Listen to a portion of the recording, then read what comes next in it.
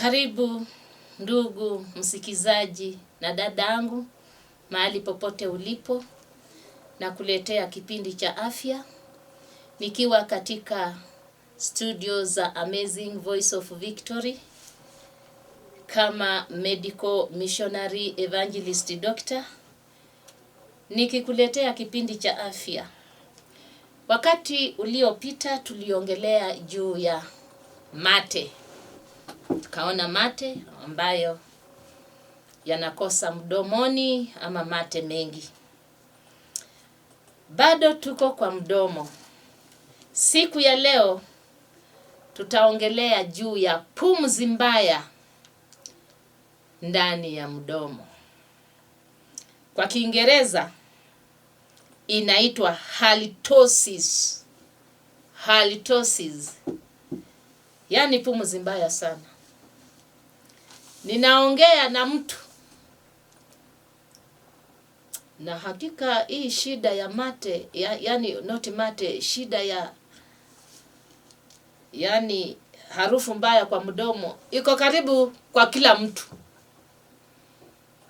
Kwa hivyo tumakinike sana. Na hii pumzi mbaya ya mdomo imefanya hata watu wengine hawapendi kusongea wengine karibu. Utakuta hata unapokaa kwa gari viti sijui vinakuanga vya wawili, kama ni matatu hapa Kenya, kule mbele sijui ni watatu ni waine. Utakaa na mtu mpaka yani utajaribu kufunika mapua yako na mkono mpaka ushindwe. Alafu wengine kwa kwaya. Nyinyi watu wa kwaya, kwa sababu bwana nyinyi mnakaa pamoja, tuseme sasa kwaya ya kanisa. Jameni, tusipoangalia vile tutakaa vizuri bila kukuwa na pumzi mbaya, masengenyo hiwa inaanza. Fulani mimi ninaposimama na yeye bwana na tunapanua mdomo eti tunaimba, tunajifunza. Pumzi ambayo inatoka kwa mdomo mbaya sana. Sasa hapo ni public. What about sasa bibi na bwana jameni ambao wanajifunika blanketi moja? Alafu harufu ya mdomo ni mbaya sana, inanuka. Si ndio kero kabisa, hata imefanya pengine ndoa nyingi kuvunjika. Na unajua zitavunjika, wengine hawaambii mwenzake ya kuwa bwana mimi sipendi pumzi mbaya, anaogopa. Muache kuogopana. Kama mwenzako ako na shida, for example sasa hii tumeanza ya pumzi mbaya, na ni bibi na bwana, badala ya kuachana, jaribu kumwambia mimi bwana hiyo pumzi. Na tutakuja kuona ni nini hii ambayo imeleta watu kukua na pumzi mbaya kabisa. Na ndio kwa sababu nimesema karibu kila mtu ananuka mdomo usipo take care. Unapotaka kujua, na unajua unapokuwa na mdomo ambaye inayonuka, wewe mwenyewe uwezi ukaelewa, uwezi ukajielewa. Ni mwingine tu atasikia, atasensi hiyo. Ile hewa mbaya tu itamuendea kwa nini? Kwa mapua.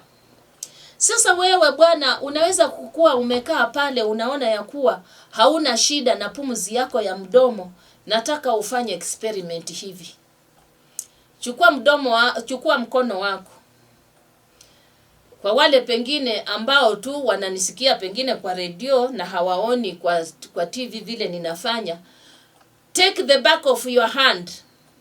Mkono wako chukua, pulizia hivi huku juu. Alafu ulete kwa mapua. Hakika kama pumzi yako ambayo inatoka kwa mdomo itakuwa na uvundo, utaisikia. Puliza kabisa kwa mkono, alafu upeleke immediately kwa pua. Utagundua iko na harufu fulani ama haina harufu. Such experiment itakuelezea, kwa sababu sio rahisi tena. Watu wanaogopa. Watu tunaogopana. Eti nikimwambia fulani ako na harufu kwa mdomo atanichukia. lakini tutafute njia ya kumwambia yenyewe sio vizuri, inakuwa kero, iwe kwa gari na kama ni kwa gari mtu akujui, utaona tu mtu anakupindukia tu hataki sasa hata ukiongea, hataki hata umuongeleshe. Kwa hivyo kitu ambacho kimelete sana sana ni meno. Kutobrush meno kumelete harufu mbaya kwa mdomo. Ndugu mpendwa, hii mambo ilikuwa pengine ya kitambo sana, watu kukula vyakula bila kubrush, lakini saa hizi eti bwana wewe unaweza kumaliza hata siku 2 bila kubrush meno yako. Hiyo sasa ni maisha gani jameni? Wewe unapotaka ya kuwa mdomo wako uwe msafi, after every meal brush your teeth. Usiseme ya kuwa sijui uchumi umekuwa sana, sina pesa, mimi ni masikini, sina pesa ya kununua dawa. Inasemekana hata kama hautumii dawa, in fact dawa zingine ziko na fluorine ambayo inakatakata meno. Chukua tu jivu, chukua tu chumvi na maji ambayo ni moto, upate kuyeyusha kwa mdomo, utoe zile vyakula ambavyo viko kwa mdomo katikati ya meno, mwaga baada ya kula chakula. Ile chakula ambayo iwa inakwama katikati ya meno, ikikaa pale kwa masaa fulani, inavunda, inaleta harufu mbaya kwa mdomo. Jambo lingine, meno ambayo yameoza. Kuna watu wengine ninaongea nao saa hii, meno yao yamekuwa na tundu na tena yameoza.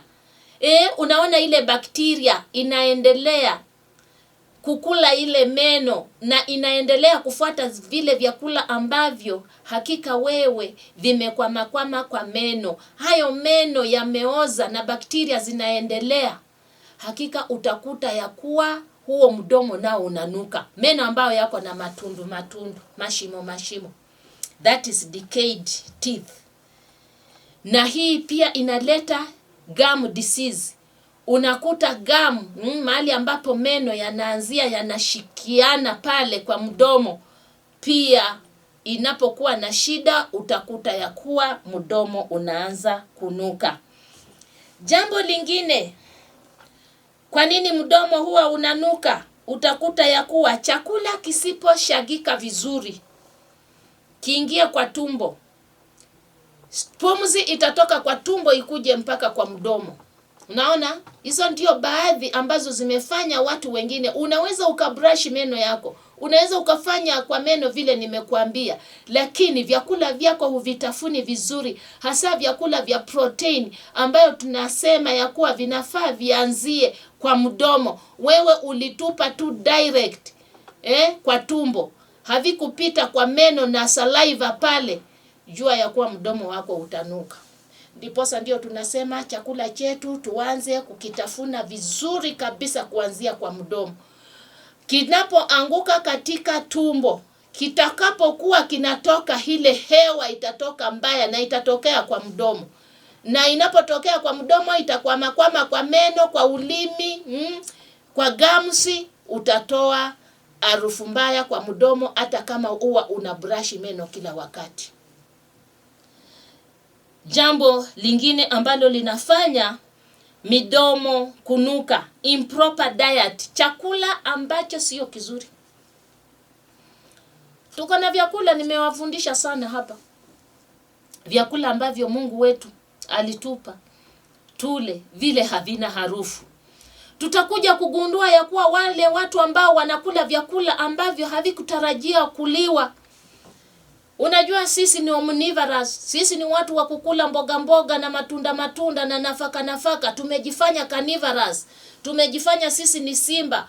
Tunataka kurarua mpaka nyama kwa mifupa, mpaka hata hiyo lakini haki nyinyi mnanichekesha kabisa.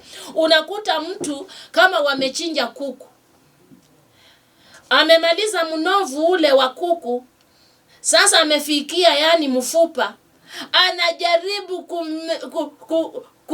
kutafuna ile mfupa wa kuku na kale kanyama ambako kamekuwa kwa kuku, anajaribu Sasa wewe unafikiria hayo meno yako yaliumbwa kukula mifupa? Meno yetu haikuumbwa kukula mifupa. Meno yetu yaliumbwa kutafuna tu mboga na matunda. Wewe unapoleta meno yako kuanza kukula mifupa na nyama na kusiaga, ndiposa ndio unaona watu wengi wamekuwa na shida na meno. Mara moja wengine meno hata imevunjika. Kwa sababu umejiwekea, umepea meno kazi ambayo Mungu hakuiumbia. Eti wewe pia unataka sasa kutafuna nini? Mifupa. Wacha umbwa itafune mifupa, wacha simba itafune mifupa. Lakini wewe kutafuna mifupa, baba, wachana nayo. That improper diet. Na hiyo nyama inapokwama kwa meno italeta uvundo, halitosis. Halitosis itakuwa katika mdomo wako. Wewe songea karibu. Yule mtu ambayo kila wakati anakula supu ya nyama na tena abrush meno yake, anakula nyama anapokuongelesha, wow! Unataka tu kukimbia. Improper diet inaleta hakika harufu mbaya kwa mdomo wetu. Na pia ini lako lisipokuwa lina function vizuri, ini liko na shida. Utafanya haya yote ambayo nimekuambia, lakini kwa sababu uko na shida ya ini, wewe ni mgonjwa wa ini, italeta harufu mbaya kwa mdomo. It is one of the signs and symptoms of liver problem. Kuna mtu utafanya hizi vitu vyote, brush meno, akule chakula ambacho kinatakikana, afanye kila kitu, na kumbe ini ni mbaya. Harufu itatoka mbaya kwa mdomo. Sio hali na meno, bali yeye ni mgonjwa. Kwa hivyo unafaa upate kujua chanzo cha harufu mbaya kwa mdomo wako umetokana na nini. Sasa unapokuwa umepata ya kuwa uko na harufu mbaya ya mdomo, usisema harufu mbaya ya meno, sasa ni mdomo, utafanya nini? Kama itakuwa imetokana na meno, wewe jaribu hizi vitu vyote. Brush your teeth after every meal. Wewe brush meno yako kila wakati. Uwe na brush ile ya kisasa, ama uchune kijiti kama kitambo wakati ule tulipokuwa watoto wadogo. Tulikuwa turudi mahali ambapo tulitoka. Upate kuvuna ile kijiti, utafune baada ya every meal. Brush teeth. Kama hauna dawa, fanya na jivu, fanya na chumvi. Maliza ukamue mdomo wako na maji. Utakuwa umefanya kazi nzuri after every meal. Watu wengine wanakataa kubrush meno yao after every meal.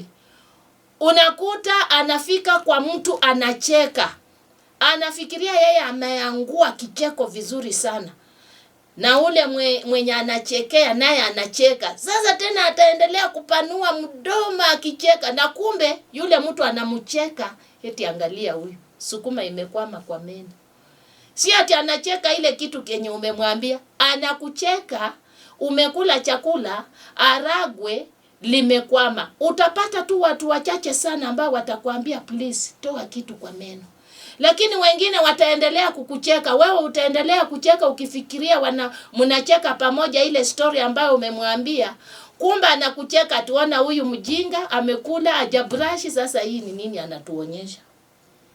Ambia mwenzako kasoro kama hiyo polepole, hakika ni mzuri. Na badala ya kuambiwa, jua tu after every meal wewe brush your teeth. Alafu jambo lingine, watu wengi sana wanakuwa na mdomo wa kunuka kwa sababu ulimi.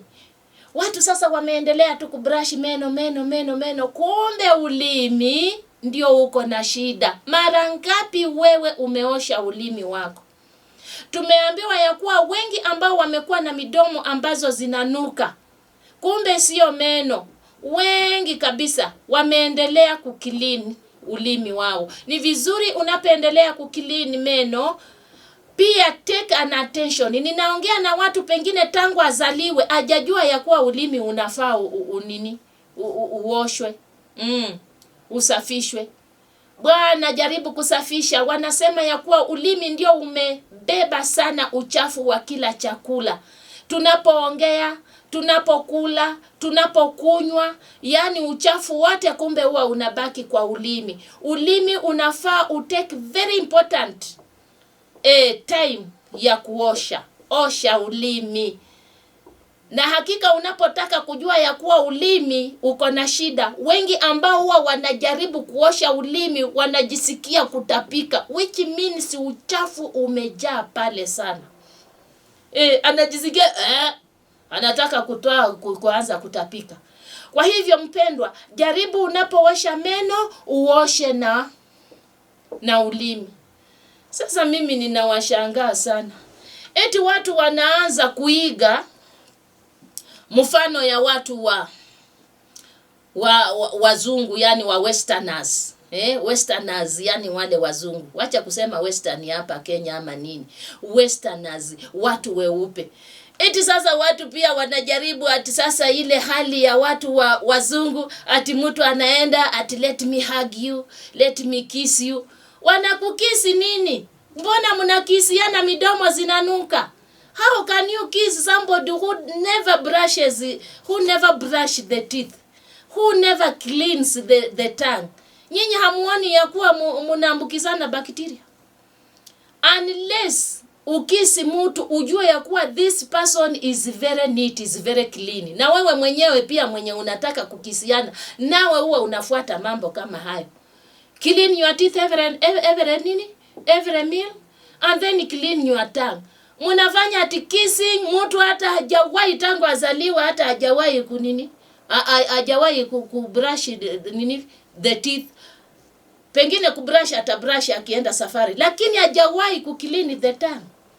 Alafu anatoa ati ulimi, ati unakisi ulimi ambao hujawahi ulimi ambao hujawahi kukiliniwa. It is very bad. Tuwache kuiga vitu ambavyo vitatuletea afya mbaya.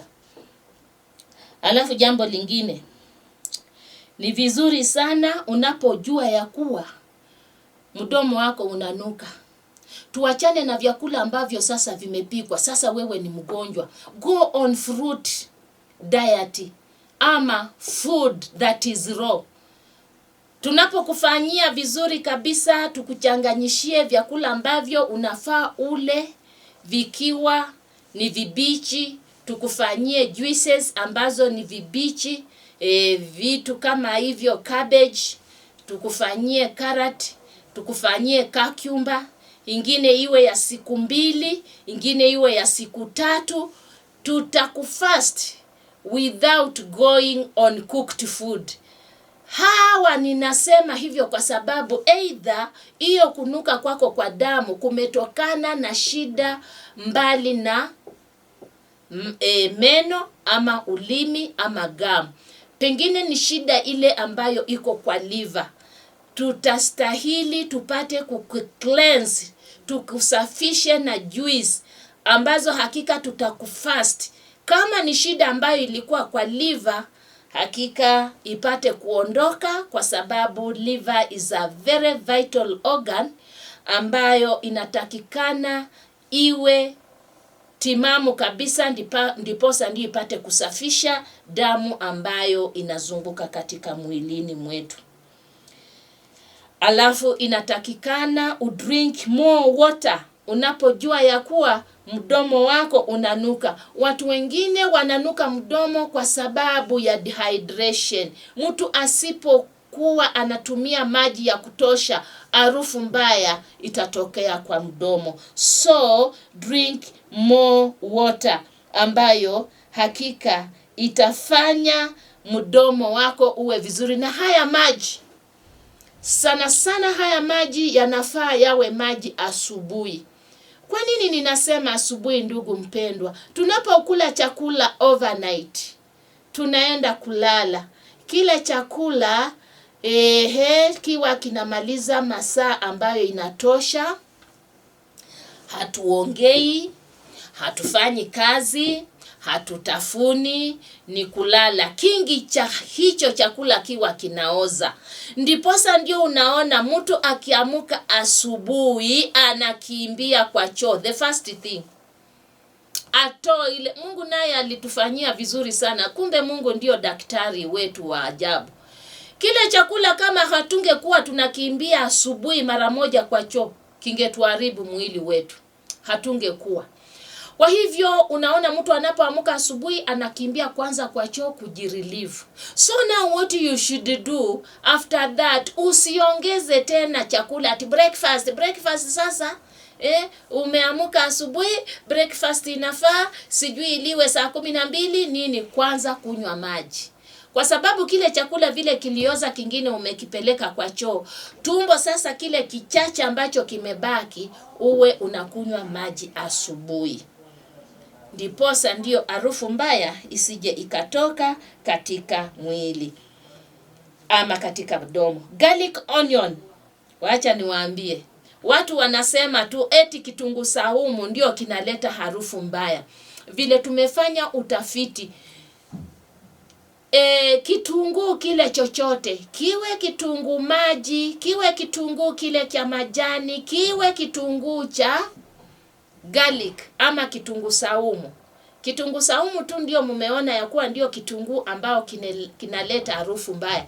Vitunguu vyote viko na harufu. Kwa nini nimesema sisi wote tuko na harufu mbaya? Wengi wetu hatukosi kuweka kwa chakula chetu kitunguu. Kwa nini mdomo wako usinuke?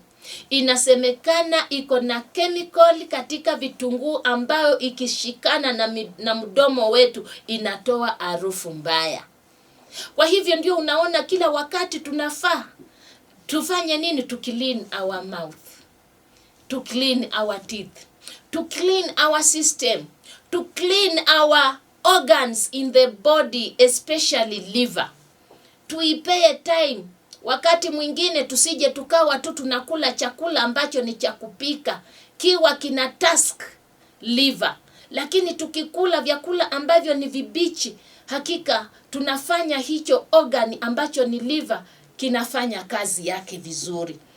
Hatutawacha kukula kitunguu saumu, upende usipende, unuke usinuke, kwa sababu tumegundua ya kuwa hizi vitunguu viko na vital chemical ambayo ni nzuri sana, ambayo inatusaidia katika mwilini mwetu.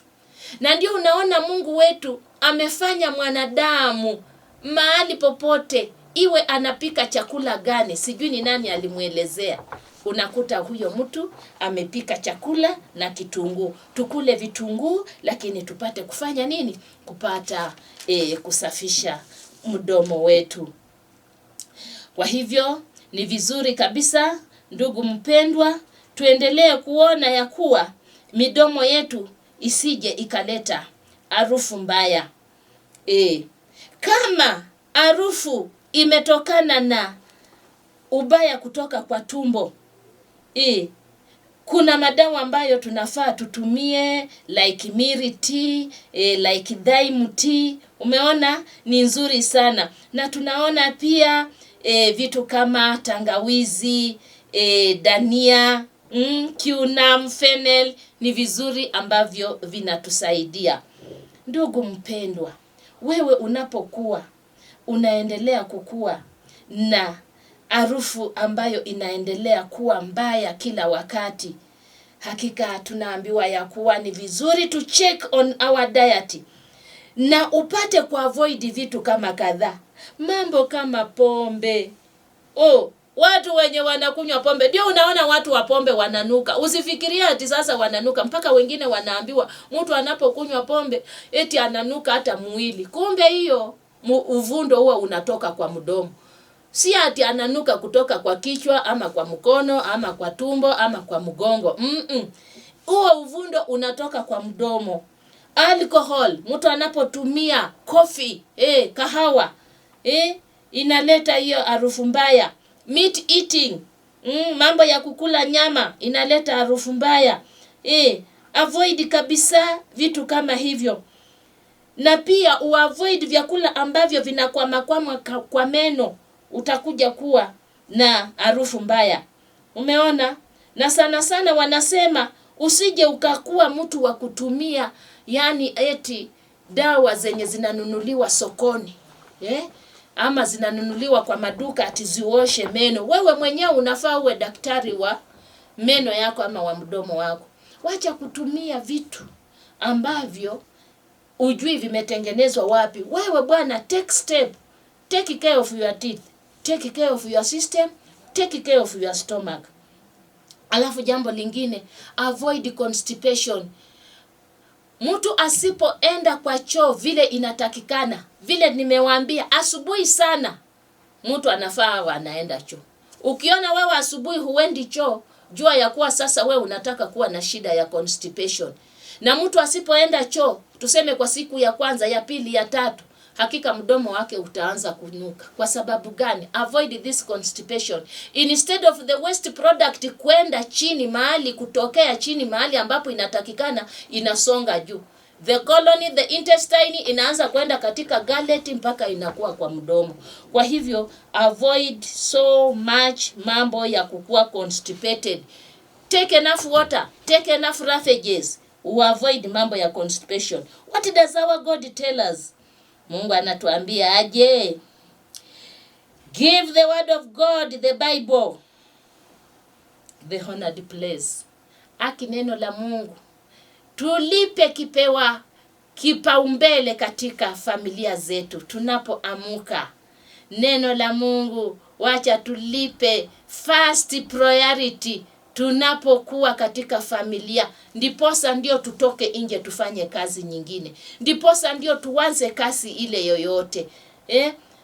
Je, wewe na familia yako, mimi nikiwa ndani, kama tulikuwa hatuweki neno la Mungu mbele ya kile chochote tunapoamuka, Mungu wetu kupitia kwa Roho Mtakatifu atusaidie. Tunapoamuka baada ya kuomba, tusome neno la Mungu. Hakika at least hata kama ni laini 1-2 itatuongoza katika kila njia. Na wale watu ambao wanaongozwa na neno la Mungu, utakuta ya kuwa familia yao iko na amani. Roho Mtakatifu amewazunguka. Protection ya Mungu wako nayo. Lakini tunapotuamuka, tunapotupa blanketi huko na tunakimbilia kazi, hakuna kitu ambacho tutafanya. Tutagonga tu ukuta, kwa sababu hatuongozwi na Mwenyezi Mungu. Tumetaka kujiongoza sisi wenyewe kwa nguvu zetu, na sisi bila uongozi wa Mungu hatuwezi. Asante ndugu mpendwa, umekuwa mwema kwetu. Umesikia kuhusu mambo ya kunuka kwa mdomo, halitosis, na tumeona jinsi hakika Mungu wetu ametuelekeza vile tunafaa tupate hakika kuzuia kunuka kwa mdomo. Na Mungu wetu akubariki. Tupate tena kukutana siku nyingine. Ni mimi wenyu Medical Missionary Judith Nabwire.